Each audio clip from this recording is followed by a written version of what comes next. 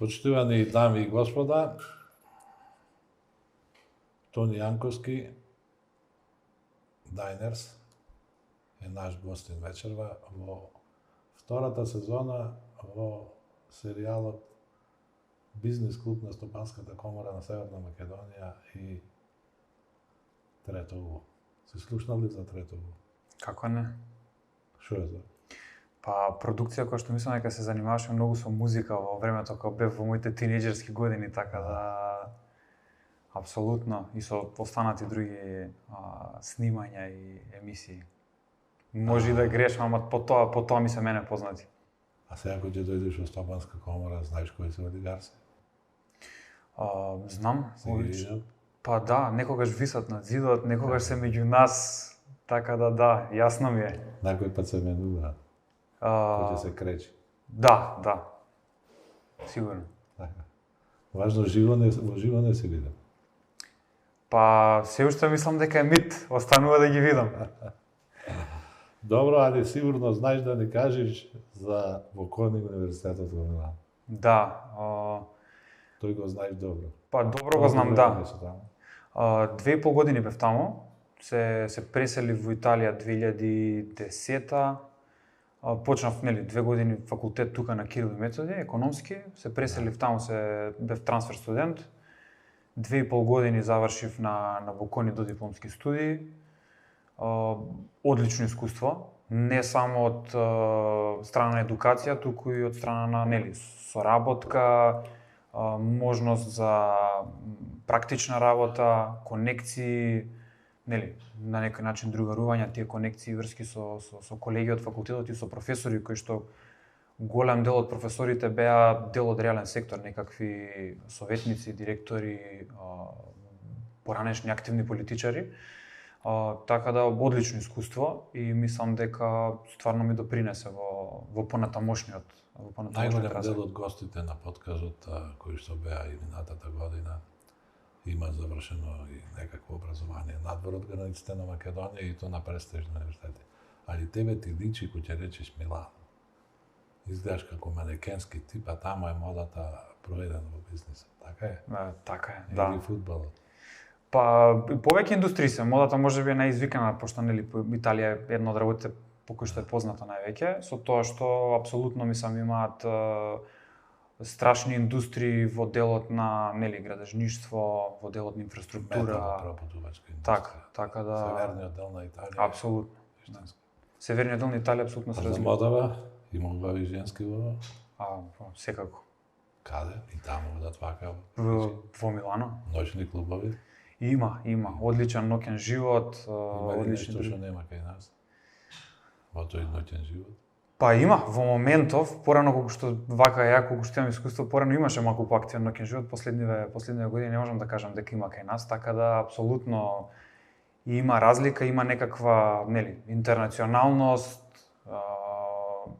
на луѓе, на студенти, на луѓе кои што доаѓаат да работат од секаде, многу интернационален град, така да се запознавате луѓето се доста отворени, има секаков вид на забава за секаква музика, секакви локали, така да апсолутно толку за малата изгледа. Дај да видиме емисијата за способностите. Се согласувам. Способностите ваши гледам дека одат прво финанси. Да. Зошто? Па уште кога се одлучував за додипломски се мислев, пошто релативно добро мислам дека ми оди математика, статистика, тој дел, така да се мислев дали да фатам некој електротехнички или машински факултет, ама некако се одлучив повеќе кон општествени, кон финансии и науки, така да можеби некакво влијание имаше и мојот татко. И се одлучив ради тоа, започнав на Кирил и Методи тука и од тогаш целиот тој тек ми оди, иако секогаш имам некој повеќе афинитет кон бројките отколку кон општествените, би рекол, останати. Ајде тука си опреден према бројките. Да. И јас.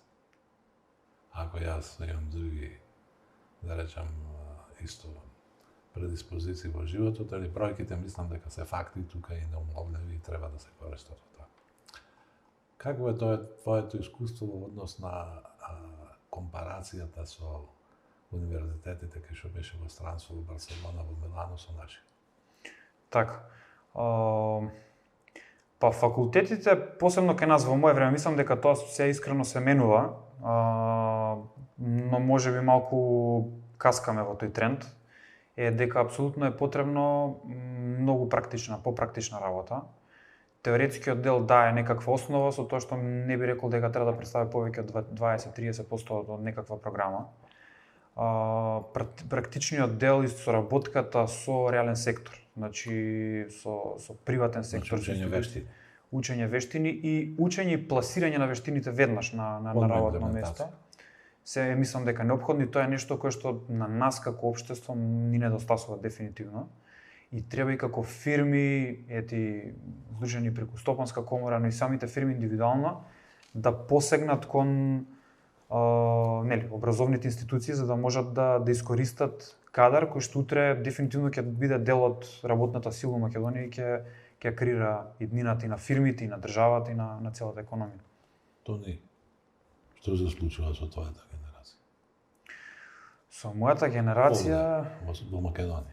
Да, со мојата генерација Она е незадоволна, јасно е. Апсолутно, да се селува, да. Води да се школува надвор и така натаму. Причините? Па причините, јас би рекол, има еден тренд и на луѓе кои што се враќаат апсолутно назад. Има. Не би рекол дека е се уште целосно иселување од Македонија, но мене повеќе што ме загрижува е трендот тоа што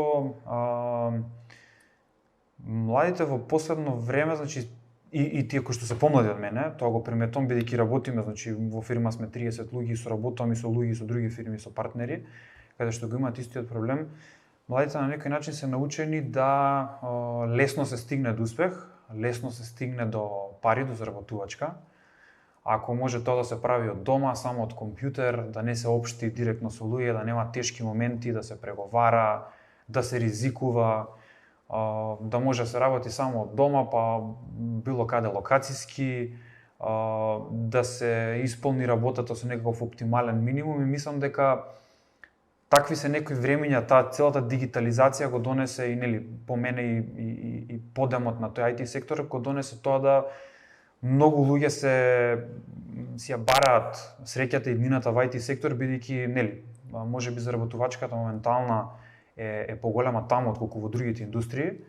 Така да мислам дека тој тренд апсолутно ќе во некоја блиска иднина ќе се успори, па дури ќе назадува, затоа што не може реалниот раст на таа индустрија не може да го прати барањето на работната сила. Така да младите мислам дека многу кај нас се зафатени еден таков бран на незадоволство и на барање на полесниот пат до полесниот пат.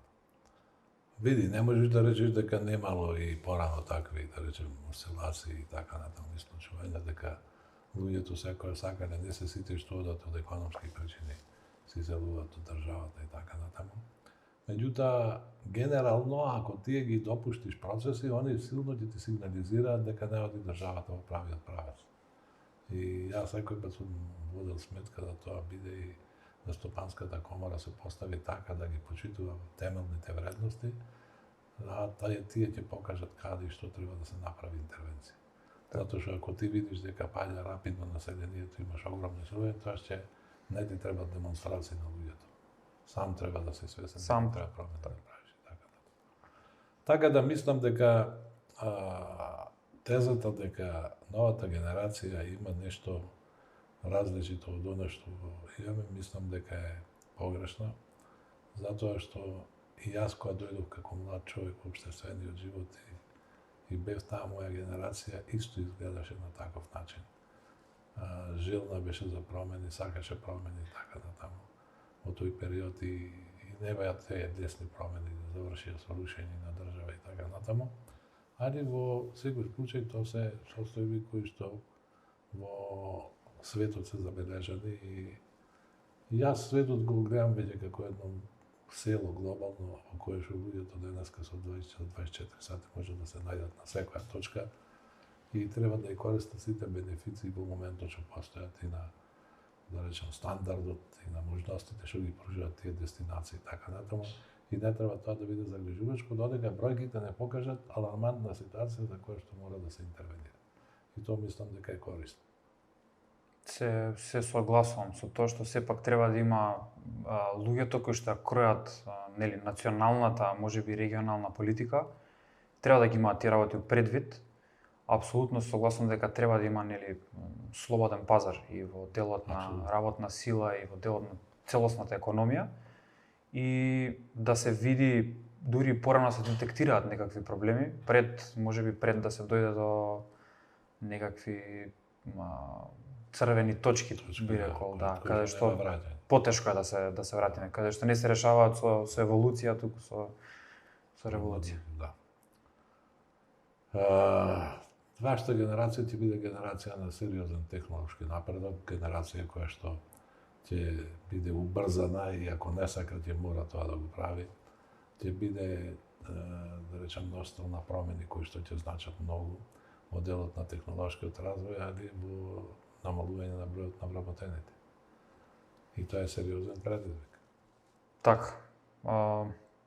Па мислам дека да, ќе бидеме прво тие технолошки вештини, технолошко познавање и писменост е неопходно во денешно време. Ако во минатото се барало на одредено ниво или одредени вештини, денеска тоа е буквално како да прашате дали некој да знае да упали компјутер или не, дали знае да пишува и да чита.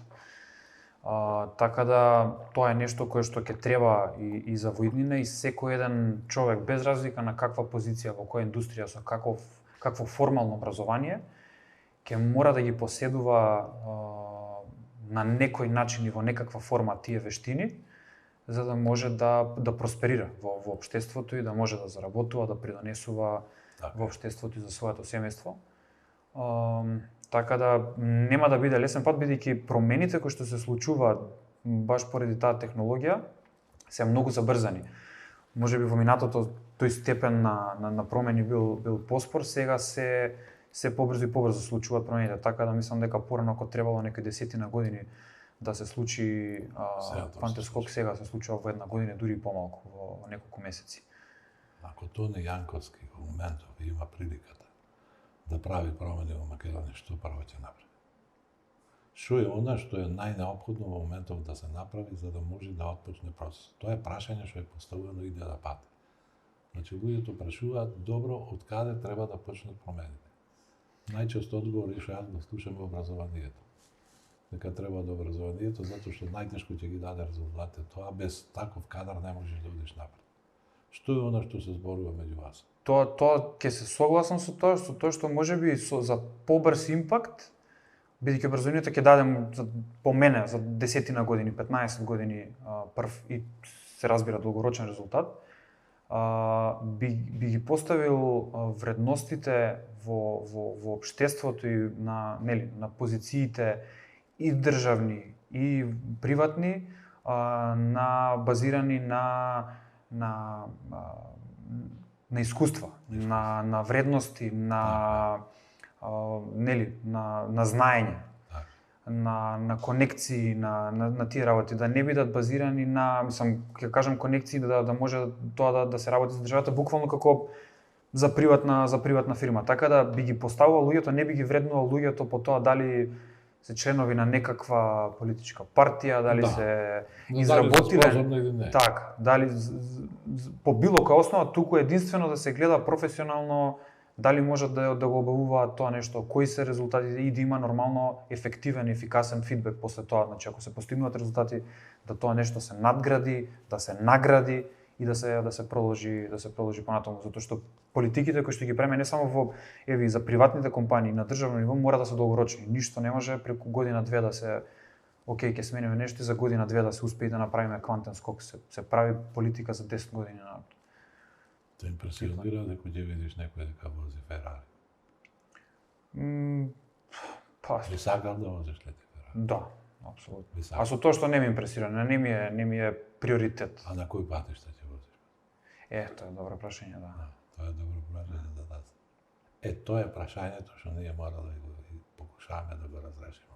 Да. Во све да видиме бизнис, во све да видиме поврзаност, во све да видиме заедништво, бидејќи без тоа не се може. Мислам дека методите на генерациите ќе бидат различни, али подлогата овде ќе биде иста. Се согласен. Не можеш да дадеш ти 500.000 евра за возило, кога што ќе го возиш по наши патишта. Не можеш. Освен по овие новите што ги градиме сега. Пошто се градат долго време И квалитет. и квалитетно заради тоа. Спорт. Спортуваш ли нешто? Спортувам. Бивш пливач сум, пливав некои 10-15 години, делумно за репрезентација, сум бил по европски, по светски првенства. Така да во крвта ми е. Вклучен сум и сега во пливање и активно преку еден клуб. Сам за себе спортувам доста, возам точак, трчам, вежбам на водно, планинарам, така да доста активен можам да кажам и доста ме интересира. Од европски првенства имам слушнато само за европското во конкуренција, во која конкуренција беше каде што победи Александар Маленко. Да, во младинска конкуренција. Младинска Александар конкуренција, Маленко, тоа се 90-ти години. 90-ти години. Иначе јас имав можност да ја предводам маратонската федерација кај нас и да го возобновиме маратонот во Охрид. 92 година, 93 и тоа беше вистински предизвик за мене, али кога ќе се сетиш дека правеле подобри маратони 62, се фрустрираш. Да, добро, убава традиција, ден денес е познат и трае, така да добро е што сте имале, мислам, апсолутно е. А за вас, нормалните пливачи, што значи маратонското пливање? Сосема различен тип. Едно е базенско пливање, друго е маратонско пливање и многу ретко. Тогаш имаше анимозитет меѓу редовно во пливање. Многу ретко се вкрстуваат. Дисциплина на олимпијадата. Да. Па после се намали километражот. 25, па така некако. Сега е на 10, точно. Сега е на 10? Да. Во секој случај, значи ти остануваш во тие структури и тоа е нешто што вака те интересира. Да, многу ме интересира, бидејќи мислам дека спортот е многу битен столб на една нација. Како што го зборуваме образованието, спортот по мене, кога зборуваме во нашите кругови, викаме можеби за таа дисциплина, редовност, почитување кон тренер, кон повозрасен, можеби тоа го имало во времето кога се одело во војска и слично. Сега јас го гледам спортот како најголема алтернатива за тоа. И може да видиме дека државите кои што имаат еден добро функционален спортски систем имаат понатаму и добра здрава младина која што преминува во работна сила, во економија, во политика, во уметности, во се така. Музика слушаш? Слушам, да. Кои се твои фаворити? Па од моето време во принцип слушам и ексју, рок, и слушам и странски, со тоа што така од мое време слушам по некоја комерцијална музика, значи од рок, рап, што беа популарни во 2000-тите години, така да видиш представен како имидж на наша емисија, затоа што све што зборуваш го врзуваш за парите. И спортот, и културата, и ова може да види врзано, и она може... Секогаш може, апсолутно. Во се може да се направи, бизнис, ама во се треба да се има општественото добро.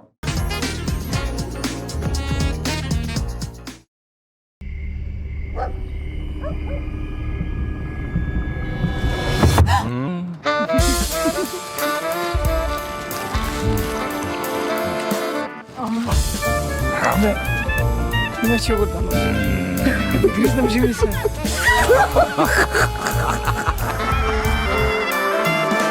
Go, go, go, go, go, go, go! Ај повлече што малку. Каде немаш да се разделува. Кога сакаш повеќе. Diners Македонија.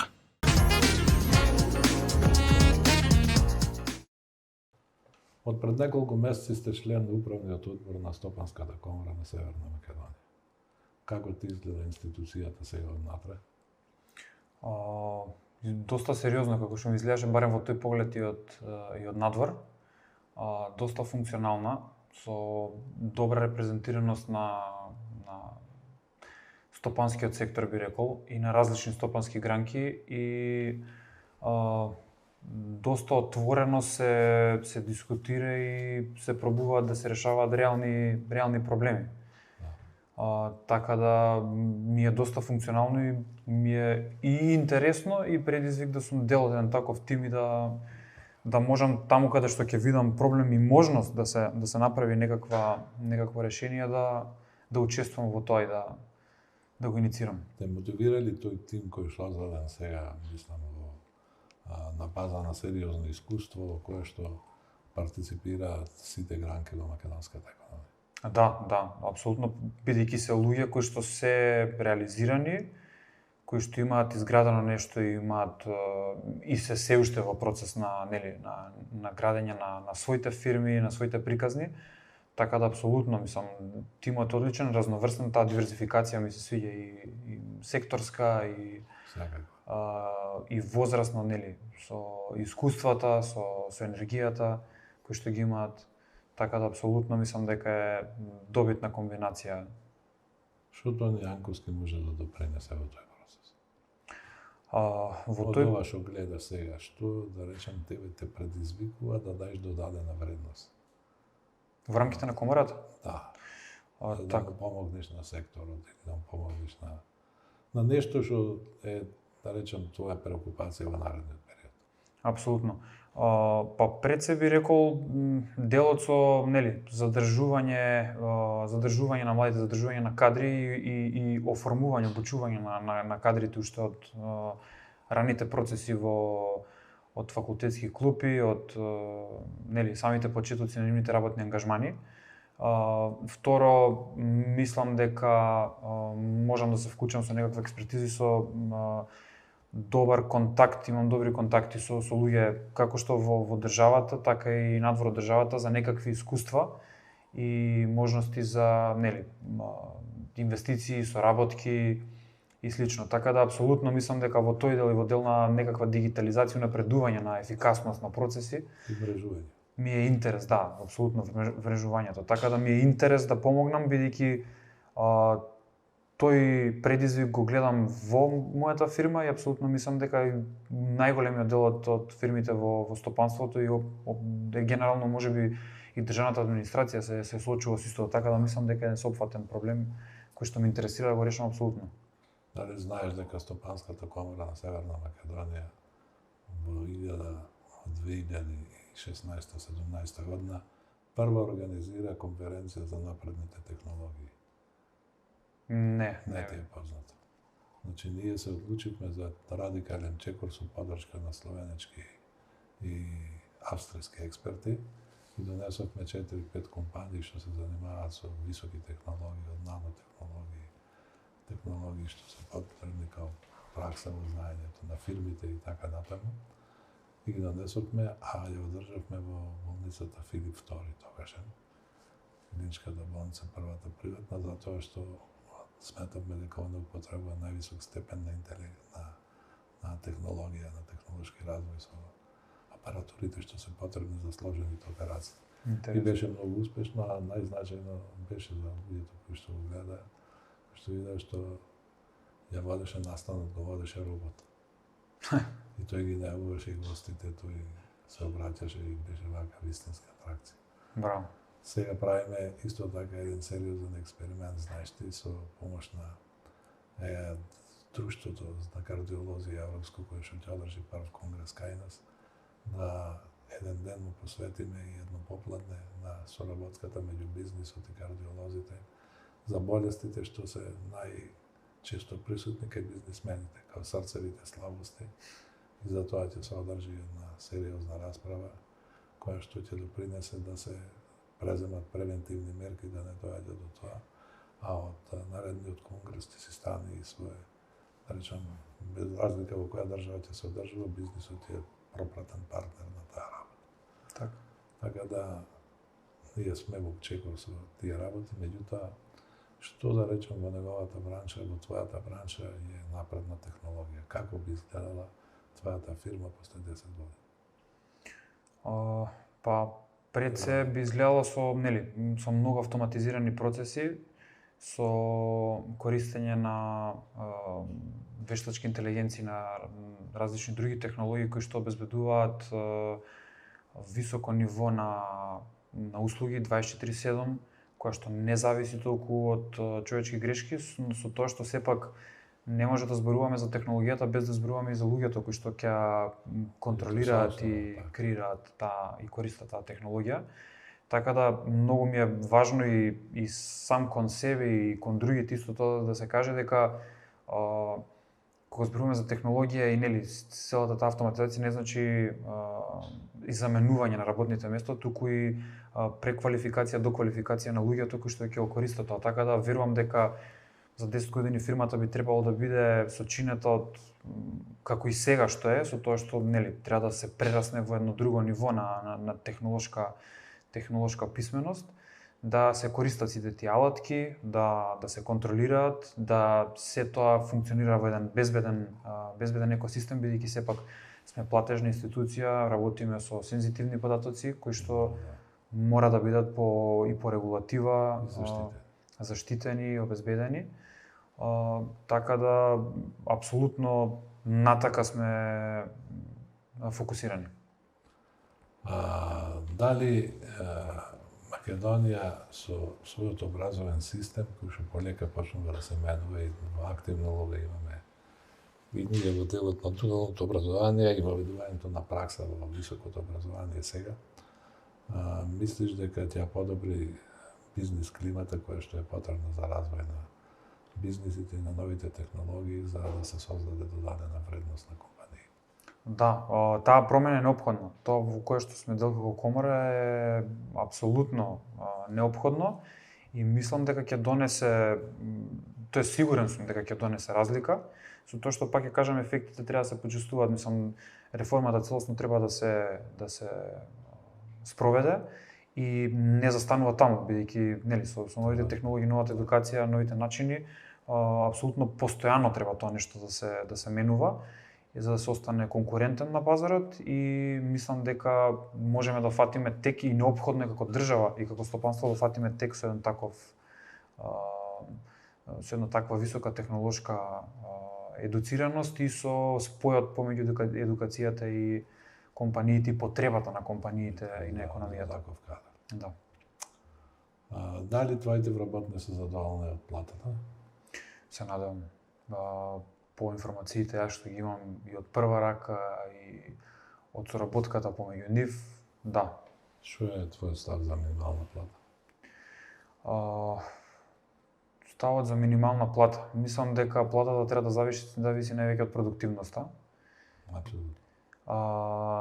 И делот со минимална плата апсолутно можеби треба да постои некаков дел кој што е лимитиран од државата, со тоа што повторно јас би рекол потребно е да повеќе се фокусира енергијата на тоа самите компании да бидат попродуктивни, поконкурентски и во државата и за извоз меѓународно за тие плати кои што ги очекуваме и ги бараме да се реализираат. Така да повеќе би се сосредоточил на креирањето на таа вредност која што на крајот ќе се креира и ќе се сподели и ќе се ефектуира врз самите плати, отколку на поставување на некаква минимална плата која што треба да постојано да ја брка потрошувачката кошница, посебно со инфлацијата во современ работодавач, како образован човек, лично што го видел на светот, задоволен си од способноста на вработените? Да, апсолутно, и мислам дека може постојано барам и од самиот себе, мислам во секој момент сум читам, учам, пошто знам дека не може човек све да знае и да е цело време во тек и се трудам да бидам во тек со нови некакви новини, настани, процеси, технологии. Така да истото го барам и го наметнувам и од моите колеги. Ние во наредниот период ќе мораме да интензивираме таа работа, затоа што тоа ќе доведе до наша способност и конкурентност да се носиме на пазарите надвор. Меѓутоа е потребна инфраструктура. Какво е твоето мислење што на Македонија во моментов и приоритетно потребно во инфраструктурата за да може да направи ичек? Па Да се вложи во железница, во авиосообраќај, во автопатишта, во Така. друга инфраструктура. Инфраструктурата е можеби крвотокот, нели?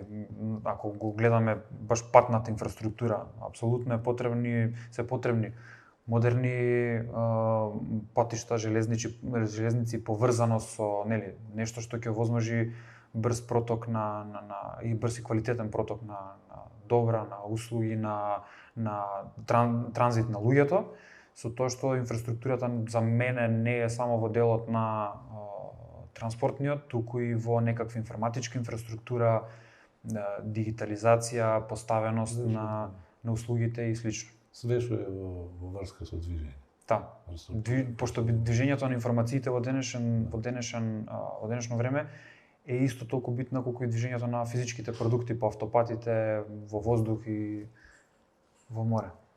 Својата генерација е позната по желба за патување, за посета на нови дестинации, за осознавање и на нови работи, за комуникација со личности кои што ќе овозможат размена на информациите. Што од тие карактеристики поседува Тони, а што е она што го разликува од својата генерација? Отворен сум за соработка, сакам да слушнам. Секогаш гледам со кого и да разговарам, посебно со луѓе кои што можеби се од друг некаков сектор. Секогаш ме интересира да слушнам нивното знаење, нивното искуство, да научам нешто ново, бидејќи мислам дека и кога сме експерти за некоја тема, секогаш другиот поглед на работите може да ни допринесе. Има и коцката за Так. што го спојува мозаикот. Так. Некои други може. Апсолутно. Така да мислам дека и соработката со луѓе од различни сфери, од различни култури, различни јазици носи едно богатство кое што не може самите, дали од книга или од компјутер, од било што да го исцрпите. Така да мислам дека сите треба да бидеме така отворени, колаборативни. Тоа го гледам многу во одредени индустрии, во одредени држави посебно. Кај нас мислам дека и тука можеби малку како општество заостануваме и мислам дека треба да се погрижиме да колективно придонесуваме без при тоа, нели, да гледаме успехот на другите и да го мериме туку. Секогаш треба да придонесеме што е заедничкото. Што можеме ние да помогнеме во нивната приказна, што може да се побара помош, исто е многу битно, да се биде доблесен да побараш помош, не секогаш можеш себично и сам да ги завршиш работите. Среќна ожина? Да. Од кога? Минатата година и 3 месеци. Какви се искуствата? Одлични. Бракот можеби формалниот дел не ја смени со тоа што детето кое веќе полни 7 месеци, тоа ги смени работите и активностите. Така е. И правците на делување. Да. Она е централна личност околу која се сработува. Апсолутно. Што се твоите идни планови? Идните планови се по наредните сигурно 5-10 години. Лично и јас и со семејството се гледам во Македонија.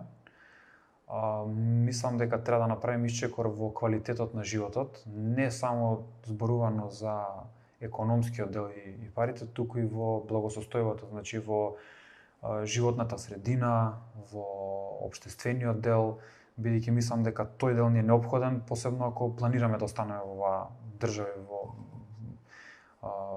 Скопје. Така да посебно сега кога имам, пак ќе кажам, кога имам дете, се осеќам некако и дополнително одговорен за да придонесам за тоа да утре има добро образование, чист воздух, добра храна, квалитетна и слично. Покрај тоа се гледам се уште во Дайнерс, обкружен со тим од луѓе кои што се доста проактивни, доста енергични и една институција која што ќе работи регионално. Нешто што веќе го имаме започнато како процес во државите од Западен Балкан, така да доста сум оптимист и ентузијаст за тоа што ни следува и како компанија, и како семејство, и како држава. Јас исто така можам да кажам дека не можам да речам прв, втори или трет пат, не знам, кога чувствувам моментот, чувствувам дека Македонија сепак ќе доживее добра иднина и дека работите ќе бидат поставени на свое место, само да ќе може да биде надокнадено изгубеното време. А тоа ќе е сериозен фактор во трката на конкуренцијата на меѓународните пазари, каде што нема милост. Така е, со тоа што можеби позитивна страна во целата таа приказна е тоа што светот на светско ниво сега и со економија и раст на инфлација, невработеност, трговија стагнира, дури во некои делови е негативен, така да можеби сепак некако можеме да надокнадиме со некаков убрзан раст, да се фокусираме на нашите јаки страни, да се фокусираме на тоа што може да не одвои. Компаративна предност. Така, со компаративната предност, да направиме одлично образование за кое што и историски може да кажеме дека било добро, да се одвоиме и да имаме поголем раст од другите, кои што за 5-10 години ќе даде подобар резултат, ќе намали разликата апсолутно.